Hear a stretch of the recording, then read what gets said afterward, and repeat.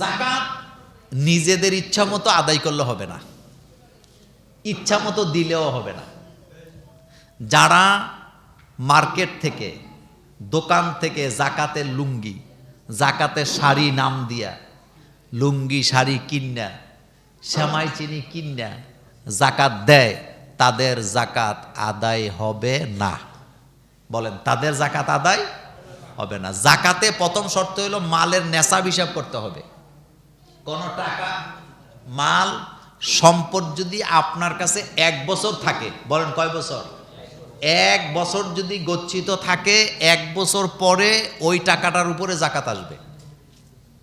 এখন হিসাব ছাড়া জাকাত দেওয়া যাবে না। টোটাল সম্পদ, যেই সম্পদের উপরে জাকাত আসে এটা হিসাব করবেন, করে আপনার উপরে যদি জাকাত ফরজ হয়, নেশাব পরিমাণ সম্পদ যদি হয়, আপনি জাকাত দিবেন কত পার্সেন্ট? 2.5%। বলেন কত পার্সেন্ট? তাহলে প্রথমে জানলাম জাকাত দিতে হইব, মাল আগে হিসাব করতে হবে। কারণ কিন্তু জাকাত দিতে অস্বীকার করে নাই, কারণ জাকাত দিতে রাজি ছিল, কিন্তু রাজি ছিল না কোন জায়গায়? হিসাব করতে রাজি হয় নাই। মুসা আলাইহিস সালাম বললেন জাকাত দাও, কারণ কই দিব, সমস্যা কি, আমার মালের অভাব আছে নি, যাও যা মন চায় নিয়ে যাও। মুসা আলাইহিস সালাম কয় না, হবে না, হিসাব করে দিতে হবে।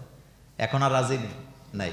সুতরাং ওই যে আপনি 500 কোটি টাকার মালিক, 2 লাখ টাকা জাকাত দিয়া শাড়ি কিনা নরসিংদী থেকে মাইকিং করে একটা শাড়ি দিয়ে কবেন জাকাতের শাড়ি দিছি, আপনার জাকাত কিয়ামত পর্যন্ত দিলেও আদায় হবে না। তো জাকাতটা কিভাবে দিবেন? জাকাত দিতে হবে আল্লাহর যেভাবে বলছে, যেই জায়গায় দিতে বলছে সেই জায়গায় দিবেন।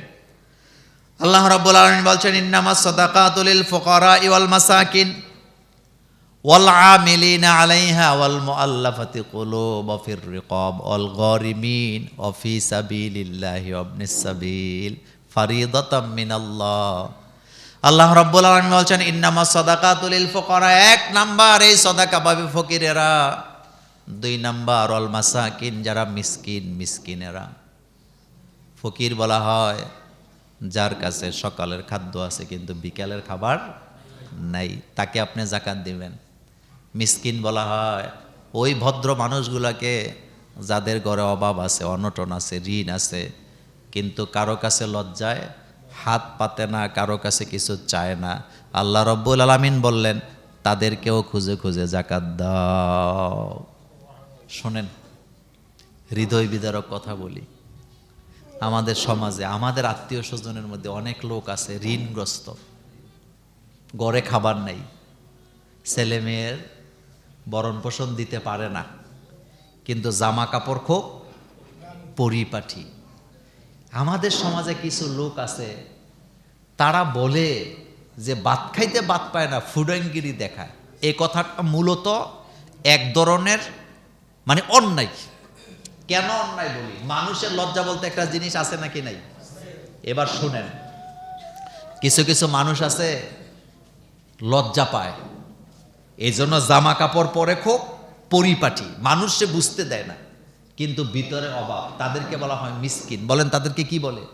আর আল্লাহ বলতেছে আমার এই বান্দাগুলো তোমার কাছে হাত পাতে না লজ্জায়, কিন্তু আমি আল্লাহ জানি আমার বান্দার অবস্থা ভালো না, এই জন্য আমি আল্লাহ অর্ডার করলাম তুমি খুঁজে খুঁজে এই ধরনের লোকগুলাকে জাকাত নিজে যাইয়া পৌঁছায় দিয়ে আসো। সুবহানাল্লাহ, বাজ্যা কই না। অথচ আমরা এটাকে নেগেটিভ দেখি। আমাদের আত্মীয় স্বজনে কেউ যদি অভাবগ্রস্ত হয় কিন্তু জামা কাপড় ভালো পড়লে আমরা কি কই? ফুডাঙ্গিরি দেখায়, টাকা নাই, কিছু নেই। অথচ আল্লাহ বলতেছে না, এটা ফুডাঙ্গিরি, এটা তার লজ্জা। বলেন এটা কি? এটা তার লজ্জা, সে চাইবে না। এইরকমের লোকেরা তোমার কাছে জাকাত চাইতে আসবে না, হাতও পাতবে না, কিন্তু আমি আল্লাহর দায়িত্ব নিলাম আমার বান্দার পক্ষ থেকে, তুমি তাকে খুঁজে খুঁজে মুট করে জাকাতের টাকা দিয়ে আসো। একটা লোক ঋণগ্রস্ত অবস্থায় আছে, আপনি তার ঋণের দায়িত্ব নেন যদি আপনি পারেন। কাবা শরীফের একটা মুনাজাত সারা পৃথিবীকে লাড়া দিছে না? খবর আসেনি আপনাদের? কাবা শরীফের হেরামের ভিতরে পিলারের সাথে দাঁড়ায়া একজন পরিচ্ছন্ন কর্মী হাত তুলে আল্লাহর কাছে মুনাজাত করতেছে, কাঁদতেছে। লাইভ ক্যামেরা তার দিকে ফোকাস করলো। সে তার মুনাজাত, তার অ্যাটিটিউড দেখে সারা পৃথিবীর মানুষ আশ্চর্য হয়েছে, এভাবে কান্দে কেন? মূলত তার মুনাজাত ছিল ঋণগ্রস্ততা নিয়ে, অভাব অনটন নিয়ে। সে দোয়া করতেছিল কার কাছে? আল্লাহর কাছে। সৌদি আরবের একজন ধনাঢ্য ব্যক্তি এই ভিডিও দেখলেন, দেখার পরে এই লোককে খুঁজে বের করলেন। খুঁজে বের করে তাকে জিজ্ঞেস করা হলো, তুমি এইভাবে করে কাবা শরীফের সামনে দাঁড়ায় এইভাবে কান্না করে মুনাজাত করেছো, তুমি চাইছোটা কি আল্লাহর কাছে? সুবহানাল্লাহ। দোয়া কে কবুল করে? একটা উসিলায় করে। বলেন, একটা রিজিক একটা উসিলা দিয়ে আসে না? তুমি চাইছিলেটা কি? কি চাইছো? সে পরিচ্ছন্ন কর্মী বলতেছিলেন, আমি রাসূলুল্লাহ সাল্লাল্লাহু আলাইহি ওয়াসাল্লামের একটা দোয়া, রাসূল যেই দোয়া রিজিকের জন্য, অভাব অনটনের জন্য আল্লাহর কাছে করেছিলেন, আমি সেই দোয়াটাই আল্লাহর কাছে করতেছিলাম। আমি ঋণগ্রস্ত মানুষ, আমি অভাবগ্রস্ত মানুষ।